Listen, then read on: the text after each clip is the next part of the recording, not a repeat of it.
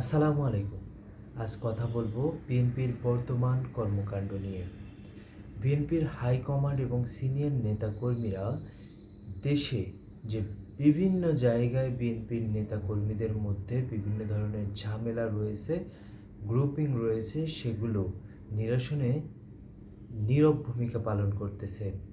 এছাড়াও দেখা যাচ্ছে বিভিন্ন জায়গায় বিএনপির তৃণমূল পর্যায়ের নেতাকর্মীরা তারা থানায় হামলা করতেছে, পুলিশের ওপর চড়াও হচ্ছে এবং পুলিশকে আহত পর্যন্ত করতেছে। এছাড়াও দেশে প্রায় 100-র মতো বিএনপির অন্তঃকন্দলের ফলে নিজ দলের নেতাকর্মীকে হারিয়েছে 5 আগস্টের পর থেকে। দেশে আইন শৃঙ্খলা বাহিনী এখন নাজুক অবস্থা রয়েছে। তারা যদি কোনো অপরাধীকে ধরে একটা মব সৃষ্টি করা হচ্ছে, মব সৃষ্টি করে তাদেরকে ছিনিয়ে নেওয়া হচ্ছে এবং পুলিশকে আহত করা হচ্ছে। এই বিষয়ে দেখা যাচ্ছে যে বিএনপি সবচেয়ে বেশি এর সাথে জড়িয়ে পড়েছে। দেশের বিভিন্ন জায়গাতে তাদের দলের যখন কাউকে ধরতেছে তখন তারা পুলিশের উপর চওড়াও হচ্ছে, পুলিশকে পেটাচ্ছে। এ বিষয়ে দল হয়তো ব্যবস্থা নিচ্ছে কিন্তু সেরকম দৃশ্যমান নয়। সবচেয়ে বড় বিষয় হচ্ছে দল কি ব্যবস্থা নিল সেটা বড় বিষয় না, যেই ব্যবস্থা দৃষ্টান্ত স্থাপন করবে না বরং দলের নেতাকর্মীদের উৎসাহ প্রদান করবে, সেই ধরনের ব্যবস্থা আসলে কোনো কাজে দেবে না। বিএনপির নেতা তারেক রহমান বলেছিল যে বিএনপি যারা মনে করতেছে বিএনপি ক্ষমতায় তো চলেই এসেছে, বিএনপির বড় রাজনৈতিক দল, সামনের নির্বাচন অনেক কঠিন হবে, এই বলে তারেক রহমান কি সিদ্ধান্ত নিয়েছে সেটা সবচেয়ে গুরুত্বপূর্ণ। আমি ব্যক্তিগতভাবে বিএনপির যে 3-4টি গুরুত্বপূর্ণ জায়গা রয়েছে এবং দুর্বল জায়গা রয়েছে, সেই 3-4টি গুরুত্বপূর্ণ এবং দুর্বল জায়গাগুলোকে যদি বিএনপি পর্যবেক্ষণ করতে পারে এবং তার বিষয়ে ব্যাপকভাবে এর বিরুদ্ধে ব্যবস্থা গ্রহণ করতে পারে, তাহলে কিন্তু তারা এই সব সমস্যা থেকে বের হয়ে আসতে পারবে। আগেই বলে নিই, যদি এখন নির্বাচন হয় এবং বিএনপি পরাজয় বরণ করে, তার জন্য দায়ী থাকবে বিএনপির সিনিয়র নেতৃত্ব থেকে শুরু করে তৃণমূলের অপকর্ম। আপনি জনগণের কাছে যদি না যান এবং জনগণের উপর উল্টো আপনি যদি প্রভাব বিস্তারের চেষ্টা করেন, আপনাকে কেন জনগণ চাইবে, কেন আপনাকে ভোট দিবে, এই জিনিসটা আপনাকে মনে রাখতে হবে। তো বলতেছিলাম যে বিএনপির সবচেয়ে মূল চ্যালেঞ্জ সেটা হচ্ছে চাঁদাবাজি, দখলবাজি। এই যে সমস্যা, এই সমস্যা নিরসনে কাজ করতে হবে, ব্যাপকভাবে কাজ করতে হবে। বিএনপি সবার আগে কনসার্টের জন্য সংগঠন তৈরি করেছে, যাদের কাজ হবে এই সবার আগে বাংলাদেশ কনসার্টটি পরিচালনা করা।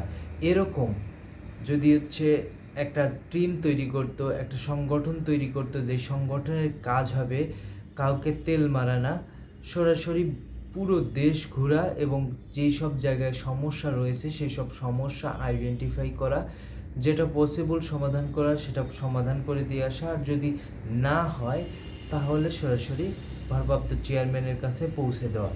এই কাজটা তাদের করা উচিত। যদি এই কাজটা তারা করতে পারে তাহলে দেখা যাবে যে পুরো দেশে যে চাঁদাবাজির রমা ব্যবসা চলতেছে সেই জায়গাটা কিন্তু সেই অপবাদ থেকে কিন্তু বিএনপি বের হয়ে আসার অনেকটাই সুযোগ পাবে।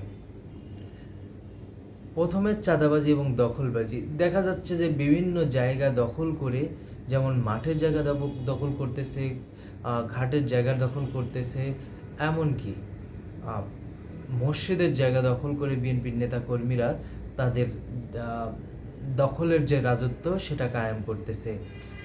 আমি তো মনে করি বিএনপির নেতা বিশেষ করে তারেক রহমান বিশ্বাস করে জনগণের ভোটেই তাদের নির্বাচিত হয়ে আসতে হবে, এছাড়া তাদের ক্ষমতায় যাওয়ার কোনো উপায় নেই, এই কথা তিনি বলেছেন। অথচ তার কর্মীরা কি সেটা বিশ্বাস করে? আমি এর আগেও অনেকবার বলেছি যে আপনারা যে ব্যবস্থা নিচ্ছেন সেই ব্যবস্থা আসলে খুব একটা দৃশ্যমান না।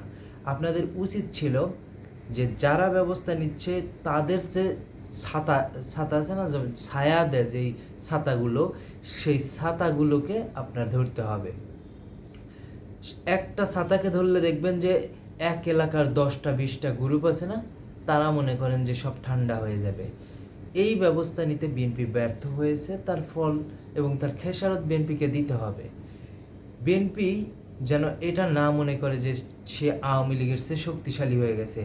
আওয়ামী লীগের একটা কর্মী বাহিনী ছিল যারা একনিষ্ঠ ভক্ত এবং আওয়ামী লীগকে ধর্ম মনে করত এবং সেটা অনুসরণ করে চলতো। বিএনপিতে সেই সব লোক নেই। বিগত 17 বছরে বিএনপি কী আন্দোলন করেছে বিএনপি নিজেও জানে। তো বিএনপির উচিত হবে সেইটাকে মনে রেখে সামনের দিকে অগ্রসর হওয়া। কোনো কারণে দল বিপদে পড়লে এদের একটাকেও খুঁজে পাওয়া যাবে না। এখন যদি বিএনপির নামে মামলা করা হয় যে হচ্ছে বিএনপি পুলিশ পিটিয়েছে, তাই জন্য তাদের নামে মামলা করা হয়েছে, তাহলে বিএনপি কি বলবে? বিএনপি তো বিভিন্ন জায়গায় পুলিশ পিটাচ্ছে, এটা তো ওপেন। এ বিষয়ে বিএনপি কি ব্যবস্থা নিয়েছে? বিএনপির সিনিয়র নেতাকর্মীরা কি ব্যবস্থা নিয়েছে? তারা বারবার নির্বাচনের কথা বলতেছে। সংস্কার বিষয় কি করবে না করবে এটা তাদের ব্যক্তিগত বিষয়। হ্যাঁ, জনগণের সংস্কারের চাহিদা রয়েছে, সেই সংস্কার কতটুকু করবে না করবে ওটা বিএনপির দলীয় সিদ্ধান্ত। এর ফলে ভোট কতটুকু পাবে না পাবে সেটাও ভোটের সময় দেখা যাবে। তবে এই যে চাঁদাবাজি দখলবাজি এটা কন্ট্রোল করতে হবে, তবে কিছুটা ইমেজ ফিরে আসবে। এরপরে আসি নিজেদের দলের মধ্যে মারামারি। ইতিমধ্যে বাংলাদেশের 64 জেলাতে প্রায় 100 জন মানুষ মারা গিয়েছে বিএনপির নিজেদের মধ্যে পিটাপিটি করে। এই পিটাপিটি বিএনপি থামাতে পারেনি, থামানোর চেষ্টাও করেনি, বরং রুহুল কবির রিজভী বলেছে একটা দলে গ্রুপিং থাকবে। একটা দলে গ্রুপিং থাকবে এটা কোনো সমস্যা না। সেই গ্রুপিংটা কি নিজেদের মধ্যে মারামারি করে হবে নাকি নিজেদের ভালো প্রতিযোগিতার কাজে হবে, সেই জিনিসটা রুহুল কবির রিজভী বলেনি। এছাড়াও রুহুল কবির রিজভীর মতো নেতারা সব সময় সুবিধাবাদী জায়গায় থেকে কথা বলার চেষ্টা করে এবং মির্জা আব্বাস সাহেব তো প্রবাসীদেরকে হেয় করে কথা বলেছে, ইউটিউবারদের হেয় করে কথা বলেছে, কিন্তু এই ইউটিউবাররা কিন্তু একটা সময় বিএনপিকে খুব সাপোর্ট দিয়ে গেছে। মির্জা ফখরুল ইসলাম আলমগীর এক সময় বলেছিল আওয়ামী লীগের নির্যাতনের সময় যে বিদেশে বসে আমাদের দেশের কিছু মানুষ যারা অনলাইনে কাজ করতেছে তাদেরকে এই সরকার দেখতে পারে না, বিভিন্নভাবে আক্রমণ করার চেষ্টা করতেছে। মির্জা ফখরুল থেকে শুরু করে মির্জা আব্বাস, এখন বিএনপির কোন নেতা তাদের আক্রমণ করে না? আপনি অপকর্ম করবেন, আপনার অপকর্ম বলা যাবে না? আপনি কি আপনার অপকর্ম করানো ঠেকাতে পারছেন? আপনার দলের নেতাকর্মী যেসব ধরনের অপকর্মের সাথে জড়িয়ে পড়েছে সেগুলো কি আপনি ঠেকাতে পেরেছেন? বিভিন্ন জায়গায় আপনার দলের লোকজন এখন মাদক বিক্রিতে শীর্ষ অবস্থান করতেছে। আগে যেসব জায়গায় আওয়ামী লীগ মাদক বিক্রি করত, এখন বিএনপির সেই সব লোকজন মাদক বিক্রি করতেছে। এ বিষয়ে আপনারা কি ব্যবস্থা নিয়েছেন? আপনাদের দলের বিরুদ্ধে যেসব প্রচার রয়েছে সেটা সত্য কি মিথ্যা এটা কে খণ্ডাবে? আপনারা একটা জায়গাও তো খণ্ডাতে পারলেন না, শুধু বলতেছেন মিডিয়া ট্রায়াল, মিডিয়া ট্রায়াল। কিসের মিডিয়া ট্রায়াল? চোখের সামনে ঘটে যাচ্ছে, হাজার হাজার মানুষকে আপনারা ঝামেলায় ফেলতেছেন, চাঁদাবাজি করতেছেন, বিভিন্নভাবে আক্রমণ করতেছেন, মব সৃষ্টি করতেছেন। এগুলো তো আপনারা করতেছেন, এগুলো আপনারা খোঁজ নেন, খোঁজ নিয়ে দেখেন। আপনারা যেই জায়গার তথ্য দিচ্ছে মিডিয়া, আপনি যাবেন যায় একদম প্রকাশ্যে বলেন যে এই জায়গায় কোনো কিছু হয়নি, এমন রেকর্ড দেখান। আপনারা দেখাতে পারবেন না, কারণ এটা হচ্ছে। আপনারা ডিনায়াল করলে হবে না, এ বিষয়ে ব্যবস্থা নিতে হবে, দৃষ্টান্তমূলক ব্যবস্থা নিতে হবে। আপনারা এখন থেকেই কেন আপনারা নির্বাচন করতেছেন, অথচ আপনার 300 আসনের এমপি মনোনয়ন কেন দিচ্ছেন না? সব দল এই বিষয়ে কাজ করতেছে, আপনারা করতেছেন না। আপনারা দল গোছাচ্ছেন না। আপনারা যান সমাবেশ করতে, 2-4 জন নেতা ঢাকা থেকে যায় সমাবেশ করে আসেন। এইভাবে দল টিকে না। বিএনপির তৃণমূলের সমস্যা সৃষ্টি করছে কেন্দ্র। এরা এক একজন নেতা এক একটা দল তৈরি করে বসে আছে, যারা অমুক ভাই হিসেবে পরিচিত। তারেক রহমান যদি এইসব সমস্যা সমাধান করতে ব্যর্থ হয়, তার উচিত হবে ভারপ্রাপ্ত চেয়ারম্যানের পদ থেকে পদত্যাগ করা।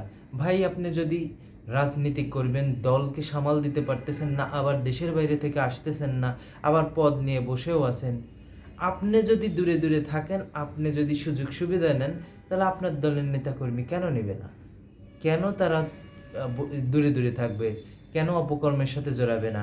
যেখানে তাদের আপনাদের ভিতরে যদি দুর্বলতা না থাকে, তাহলে তারা এই সুযোগ পায় কোথায় থেকে? এরপরে আসি সরকারকে অসহযোগিতা করা। সরকারের বিভিন্ন কাজে তারা সহযোগিতা না করে প্রকাশ্যে সমালোচনা করতেছে, অথচ বিএনপির সমালোচনা কেউ করলে তাকে জামাত শিবির ট্যাগ দেওয়া হয়, এনসিপির ট্যাগ দেওয়া হয়। ভাই, আপনি কথা বলার সুযোগ করে দিলে অন্যজন কথা বলবেই, আপনার অপকর্ম সবাই মেনে নেবে না। আর আরেকটা কথা, বিএনপির যে বট বাহিনী তৈরি করেছে, সেই বট বাহিনীকে থামাতে হবে। এই বট বাহিনী যারা পরিচালনা করতেছে, তাদের অপকর্মের হাজার হাজার ফিরিস্তি আছে। তাদের সেই অপকর্ম এই বট বাহিনীর মাধ্যমে যদি ঢাকতে চান, পারবেন না। বিএনপিকে একটা কথা বলে রাখবো, সেটা হচ্ছে আওয়ামী লীগের চেয়ে শক্তিশালী হননি। আওয়ামী লীগ ক্ষমতায় থেকে যেটা করতে পারেনি, আপনি ক্ষমতায় যাওয়ার আগে সেটা করার চেষ্টা করে নিজের দলকে বিপদে ফেলবেন না। ছোট ছোট করে সারা দেশে এত পরিমাণ অপকর্ম জন্মে গেছে যে বিএনপির সামনের নির্বাচনটা কত কঠিন হবে, এটা বিএনপিও হয়তো আন্দাজ করতে পারতেছে না। হয়তো আন্দাজ করতে পারতেছে, কিন্তু তাদের হাতে আর কোনো খেলা নেই। কারণটা হচ্ছে তারা সবাই করাপ্টেড হয়ে গেছে। কাকে নিষেধ করবে? যাকে নিষেধ করবে সেই তো বলবে যে আপনার জন্যই তো আমি এটা করতেছি। তাহলে তারা কিভাবে ব্যবস্থা নেবে? তাদের হাতে ব্যবস্থা নেওয়ার কোনো সুযোগ নেই। এখন যদি বিএনপিকে ব্যবস্থা নিতে হয়, তাহলে তাদের উচিত হবে 300 আসনেই মনোনয়ন দেয়া, এবং মনোনয়ন দিয়ে সরকারের সাথে ভালোভাবে কাজ করা। পুলিশ প্রশাসনকে সরাসরি প্রতিদিন যে কয়বার যদি বিএনপির চেয়ারপারসন এবং মির্জা ফখরুল ইসলাম আলমগীর কথা বলে, তখনই বলা উচিত যে দলমত নির্বিশেষে সকল অপরাধীকে ধরা হোক এবং তাদের বিরুদ্ধে কঠিন ব্যবস্থা নেওয়া হোক। এছাড়া বিএনপির হাতে আর কোনো অপশন নেই। এটা করে বিএনপি যে খুব একটা লাভবান হবে, আমার কাছে মনে হচ্ছে না।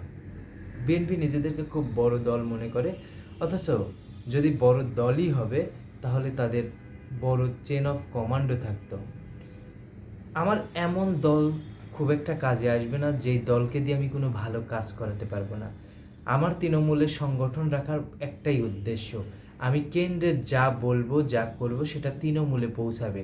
এখন যদি তৃণমূলে না পৌঁছায়, তাহলে সেই ধরনের সংগঠন করে খুব একটা লাভ হবে আমার মনে হয় না। আপনাদের একটা কথা বলে রাখি, যেই তৃণমূলকে আপনি কন্ট্রোল করতে পারতেছেন না, আপনি যাকে নমিনেশন দেবেন, তার যদি পছন্দ মতো না হয়, সেই তৃণমূলকে আপনি কন্ট্রোল করতে পারবেন না। সে কিন্তু আপনার কথা শুনবে না। আর যে আপনার কথা শুনবে না, সে আপনার জন্য ভোটও আনবে না। আর চাঁদাবাজি, দখলবাজি এগুলো করে আপনার জন্য কতগুলো ভোট এনে দেবে, আমি সেটাও জানি না।